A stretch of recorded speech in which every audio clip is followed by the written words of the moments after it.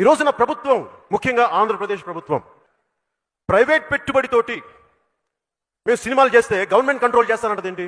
మీరు ఆలోచించండి లాజిక్. అలాంటప్పుడు వైసీపీ మద్దతుదారులు కూడా చాలా మంది ఉన్నారు. ఉదాహరణకి మోహన్ బాబు గారే ఉన్నారు, మా సోదరులు. ఇప్పుడు సినిమా ఇండస్ట్రీకి అప్లై చేసిన రూలు, టికెట్లు మేము అమ్ముతా ఉన్నాం అంటే కష్టం మేము పడాలా, టికెట్లు మీరు అమ్ముకుంటారు, మీరు పెట్టి అమ్ముకుంటారు, ఓకే. అప్పుడు రేపు పొద్దున మోహన్ బాబు గారి విద్యానికేతన్ స్కూల్ ఏదో ఉంది, 5,500 మంది విద్యార్థులు. అప్పుడు వాళ్ళది కూడా జాతీయించండి అమ్మా, వాళ్ళది కూడా మీరు ఆన్లైన్లో పిల్లలు ఆన్లైన్లో కలెక్ట్ చేసుకోండి. చిత్ర పరిశ్రమ చాలా చిన్నది అనుకుంటున్నారేమో, కాదు.